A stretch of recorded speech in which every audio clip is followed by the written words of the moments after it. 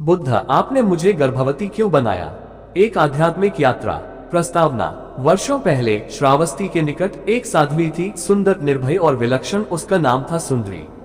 वो बुद्ध की अपार ख्याति से प्रभावित होकर संघ के विरोधियों द्वारा भेजी गई थी, एक आरोप लगाने के लिए जिसने बुद्ध को झकझोरना था। लेकिन नियति ने कुछ और ही रचा था। अध्याय 1, कुचल की जड़ें। श्रावस्ती में बुद्ध की शिक्षा धधकती आग की तरह फैल रही थी। राजा से लेकर भिक्षुक तक, व्यापारी से लेकर दास तक, सब बुद्ध के ज्ञान से मोहित थे। ब्राह्मणों और अन्य विरोधी गुटों को यह असहनीय हो गया। वे एक षड्यंत्र रचने लगे। ग्रेटर देन, यदि हम सिद्ध करें कि यह तथागत भी वासनाओं के अधीन है, तो उनकी सारी शिक्षाएं व्यर्थ सिद्ध होंगी। योजना बनी, सुंदर और मायावी सुंदरी को भेजा गया। अध्याय 2, सुंदरी का आगमन। सुंदरी ने बुद्ध के विहार के निकट डेरा डाला। वह प्रतिदिन बुद्ध के प्रवचनों में सम्मिलित होने लगी। धीरे धीरे लोगों के बीच फुसफुसाहट फैलने लगी। ग्रेटर देन, देखो, वह सुंदर युवती हर रोज बुद्ध के समीप जाती है। सुंदरी ने बुद्ध से मिलने के अवसर भी मांगे, एक शिष्य बनना चाहती थी, ऐसा दिखाया। पर भीतर ही भीतर वह अपने षड्यंत्र में लिप्त थी।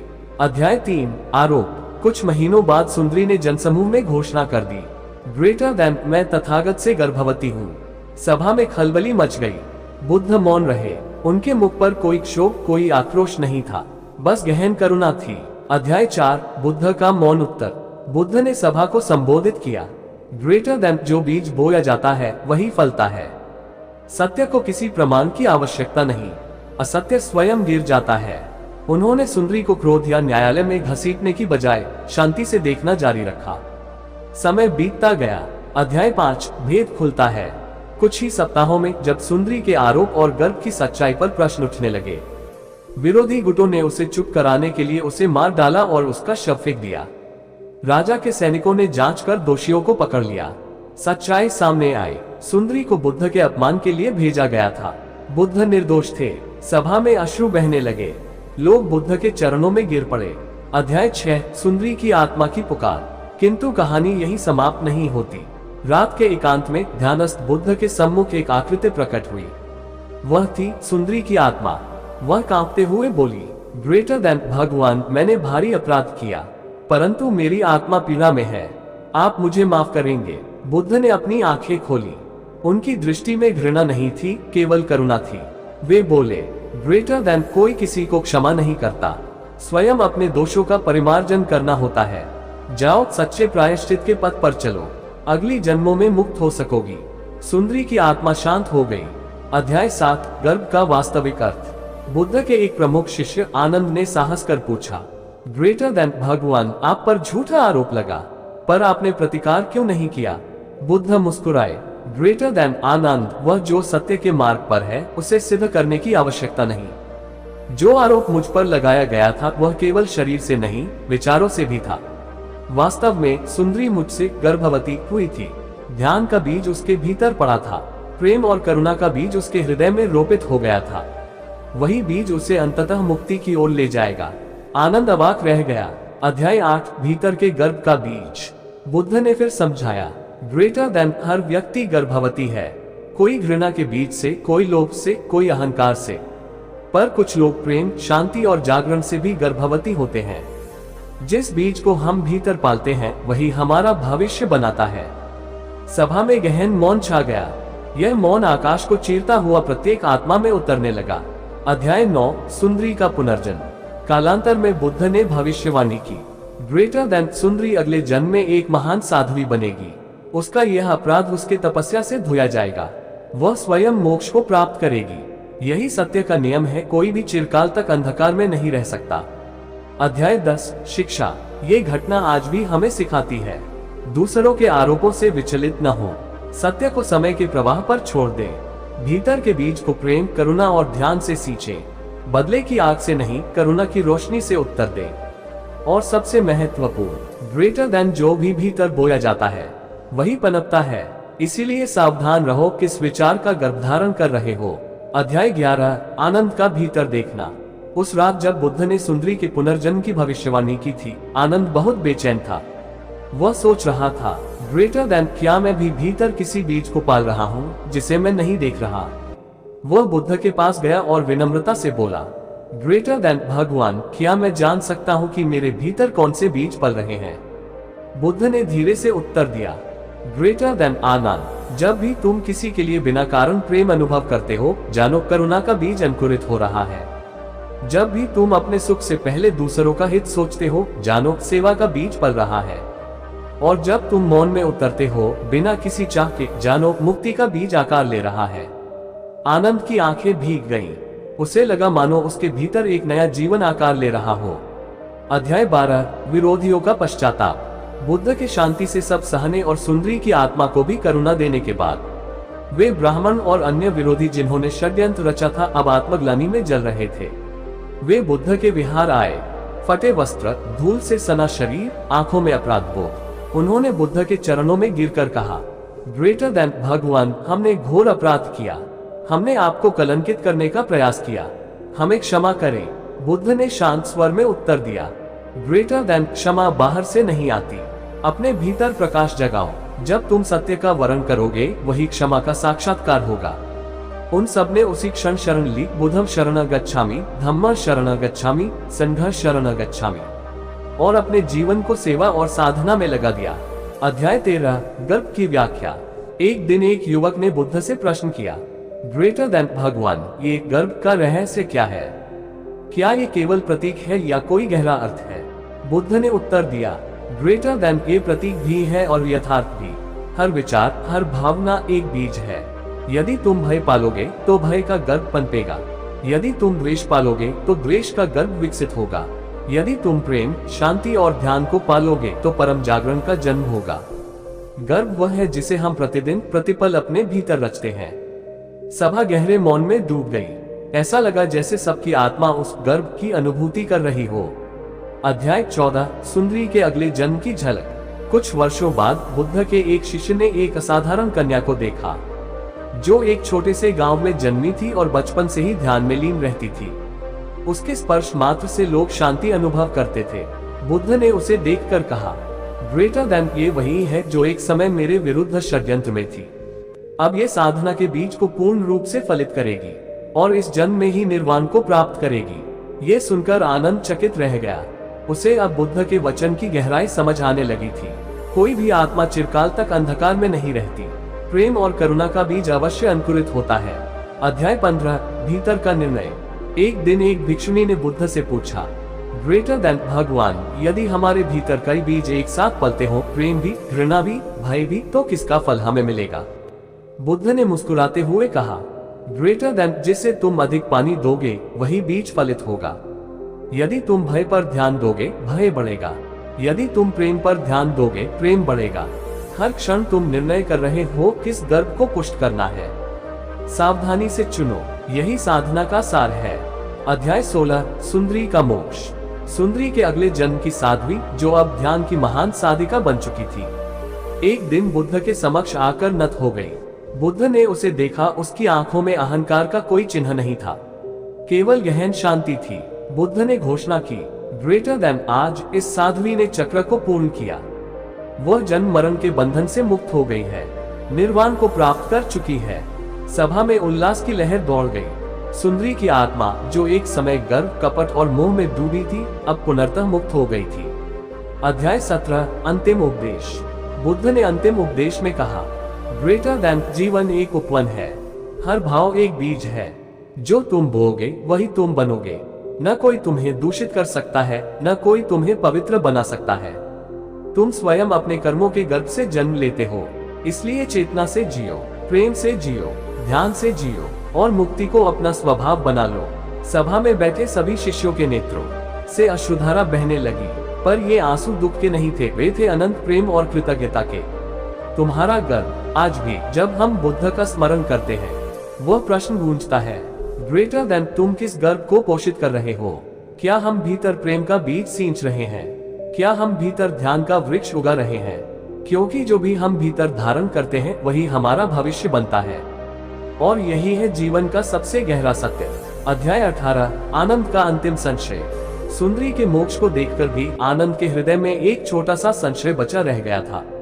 उसने एक दिन बुद्ध से एकांत में पूछा, ग्रेटर देन भगवान, जब कोई आत्मा इतनी गहरी भूल कर सकती है, और फिर भी मोक्ष पा सकती है, तो क्या पाप और पुण्य का कोई स्थायी मूल्य नहीं? बुद्ध ने अपनी दया भरी दृष्टि से आनंद को देखा और कहा, ग्रेटर देन आनंद, पाप और पुण्य नदी की दो धाराओं जैसे हैं।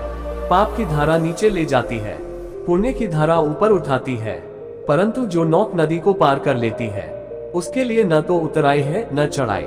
जब तुम साक्षी बन जाते हो, जब तुम स्वत से परे चले जाते हो, तब न पाप रहता है न पुण्य, केवल मुक्त आकाश रह जाता है। आनंद देर तक मौन रहा। उसने महसूस किया कि उसका संशय जल की बूंद की तरह सूर्य में विलीन हो गया था। अध्याय 19, जीवन की अंतिम घड़ी। समय धीरे धीरे बीत रहा था। बुद्ध का शरीर अब जर्जर हो चला था। वे जानते थे कि उनका समय इस पृथ्वी पर समाप्ति के निकट है। एक संध्या को उन्होंने आनंद को पास बुलाया और कहा, ग्रेटर देन आनंद, जैसे एक दीपक अंतिम लौ के साथ चमकता है, वैसे ही यह शरीर अंतिम प्रकाश में है। पर जो मैं हूँ वह शरीर नहीं है, इसलिए शोक मत करना। ध्यान से, जागरूकता से, प्रेम से जीवन जीना, यही मेरा संदेश है। स्वयं दीपक बनो। आनंद की आंखों से अविरल अश्रुधारा बहने लगी, परंतु भीतर एक नई ताकत भी जन्म ले रही थी। अध्याय 20, सुंदरी की आत्मा का प्रणाम। उसी रात्रि जब सब शांत था, आनंद ने एक अद्भुत अनुभव किया। ध्यान में डूबे हुए उसे एक दिव्य प्रकाश दिखाई दिया। उस प्रकाश में सुंदरी की आत्मा झुकती हुई दिखाई दी, बुद्ध के प्रति, आनंद के प्रति और समस्त संघ के प्रति। उसने मौन में कहा, ग्रेटर देन, धन्यवाद। आपने मुझे अंधकार से प्रकाश में लाया। आपने मुझे गर्भ से जन्म दिलाया, चेतना के गर्भ से। आनंद के भीतर गहन प्रेम और विस्मय भर गया। उसे पहली बार जीवन की उस यात्रा की स्पष्ट झलक मिली, जो अज्ञान से ज्ञान की ओर, बंधन से मुक्ति की ओर ले जाती है। अध्याय 21, अंतिम शिक्षा। प्रातः काल, जब सूर्य की पहली किरणें धरा को चूम रही थी, बुद्ध ने अपने अंतिम उपदेश में कहा, ग्रेटर देन, हे भिक्षुओं, हे साधकों, सब कुछ क्षणभंगुर है। जागो, अपने भीतर के अज्ञान को देखो, उसे जलाओ और स्वयं को प्रकाशमान करो। ना तो बाह्य संसार को दोष दो, ना ही अपने कर्मों से बंधो। जैसा गर्भ तुम भीतर धारते हो, वैसा ही जन्म तुम्हें मिलता है। इस सत्य को जानो और मुक्त हो जाओ। उनकी वाणी धीमी हो रही थी, पर उसकी शक्ति अमृत समान फैल रही थी। अध्याय 22, दीप से दीप जलाना। बुद्ध ने आनंद को देखा। वह अब भय, संशय, दुख से मुक्त हो चुका था। बुद्ध ने कहा, ग्रेटर देन आनंद, जब मेरा शरीर नहीं रहेगा, तब भी मेरी वाणी, मेरा प्रेम, मेरा ध्यान तुम्हारे भीतर दीप बनकर जलता रहेगा। उसे फैलाना, दीप से दीप जलाना। आनंद ने सिर झुकाकर प्रणाम किया। वह जानता था अब उसकी यात्रा केवल उसकी नहीं रही, वह समस्त जीवों के कल्याण की यात्रा बन गई थी। अध्याय 23, महापरिनिर्वाण। उसी दिन सांझ को बुद्ध ने गहन ध्यान में प्रवेश किया। उन्होंने 4 ध्यानों को पार किया और फिर शांति से मुस्कुराते हुए महापरिनिर्वाण में प्रवेश किया। पृथ्वी कांप उठी, वृक्षों से फूल झड़ने लगे, नदियों ने अपना प्रवाह धीमा कर दिया। आनंद और संघ के सब शिष्य मौन में डूबे रहे। यह कोई मृत्यु नहीं थी, ये चेतना का महासागर बनकर विलीन हो जाना था। अध्याय 24, अनंत यात्रा। बुद्ध अब शरीर से मुक्त हो चुके थे, पर उनकी उपस्थिति, उनकी गंध, उनकी करुणा सभी जीवों के लिए अनंत हो गई थी। आनंद ने उस रात ध्यान में बैठकर अनुभव किया, ग्रेटर देन, भगवान कहीं गए नहीं हैं। वे हर श्वास में हैं, हर धड़कन में हैं, हर प्रेम में हैं, हर मौन में हैं। उसने प्रण लिया, ग्रेटर देन, मैं इस प्रकाश को मरने नहीं दूंगा, मैं स्वयं दीपक बनूंगा। और वही प्रण आगे चलकर धम्म का विस्तार बन गया, जिसने समस्त भारत, एशिया और संसार को आलोकित कर दिया। अध्याय 25, गर्भ से जागरण तक। आज भी हर साधक, हर साध्वी जब भीतर के अंधकार को पहचानता है, जब प्रेम और ध्यान के बीज को सींचता है, तो वही यात्रा पुनः घटती है। ग्रेटर देन, गर्भ से जन्म, जन्म से साधना, साधना से जागरण और जागरण से मुक्ति। यही थी उस प्रश्न की अंतिम गूंज। बुद्ध, आपने मुझे गर्भवती क्यों बनाया? अब उत्तर पूर्ण था, ताकि तुम स्वयं अपने भीतर से नया जीवन जन्म दे सको, प्रेम, ध्यान और मुक्ति का। अध्याय 26, शून्यता का प्रथम स्पर्श। बुद्ध के महापरिनिर्वाण के बाद आनंद एक लंबे मौन में डूब गया था। वह दिन रात ध्यान में बैठा रहा। उसकी आंखें भींगी रहती, पर हृदय में कोई पीड़ा नहीं थी, केवल एक अथाह शून्यता थी। एक दिन जब वह विशाल पीपल वृक्ष के नीचे बैठा था, तो उसने स्वयं को अनुभव किया, ना शरीर के रूप में, ना नाम के रूप में, बल्कि केवल एक अंतहीन आकाश की तरह। ग्रेटर देन, मैं हूं नहीं, केवल होना है। यह अनुभव उसकी साधना की पहली संपूर्ण फलश्रुति थी। अध्याय 27 संघ का आह्वान। परम शांति का अनुभव करने के बाद आनंद ने संघ के सभी भिक्षुओं और साध्वियों को बुलाया। उसने कहा, ग्रेटर देन, अब समय आ गया है कि हम बुद्ध के वचनों को एकत्र करें ताकि आने वाली पीढ़ियों के लिए उनका संदेश अमर रहे। सबने सहमति दी।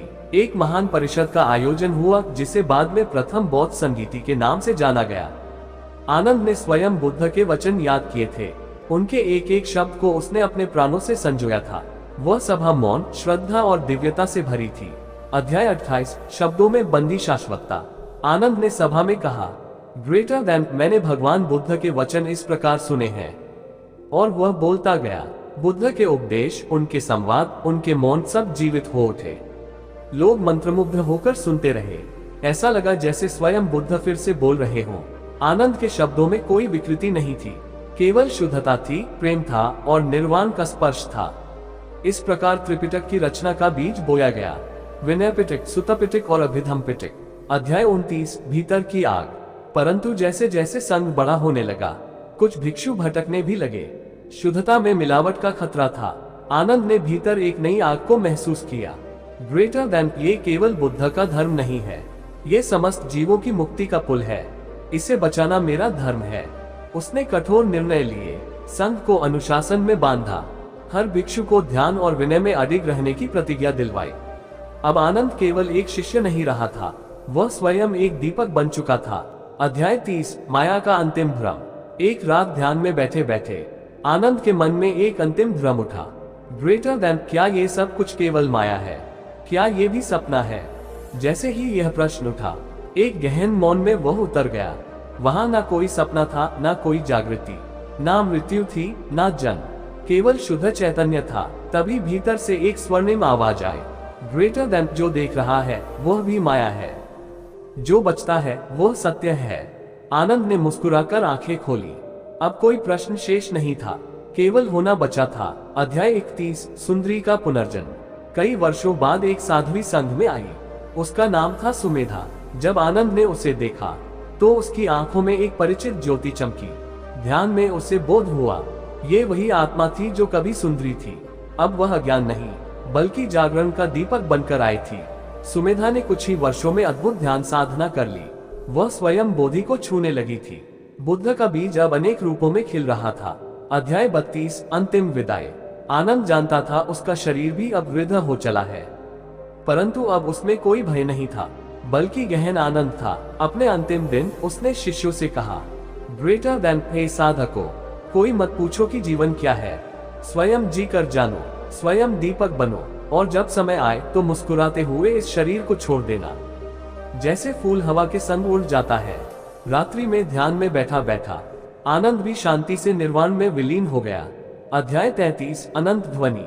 और तब से लेकर आज तक हर बार जब कोई साधक भीतर उतरता है, हर बार जब कोई साध्वी अपने भीतर दीप जलाती है, तो कहीं न कहीं बुद्ध और आनंद की चेतना उसके साथ गूंजती है। ग्रेटर देन, बुद्धं शरणं गच्छामि, धम्मं शरणं गच्छामि, संघं शरणं गच्छामि। गर्भ से जन्म, जन्म से साधना और साधना से परम जागरण की यह गाथा अनंत काल तक गूंजती रहेगी।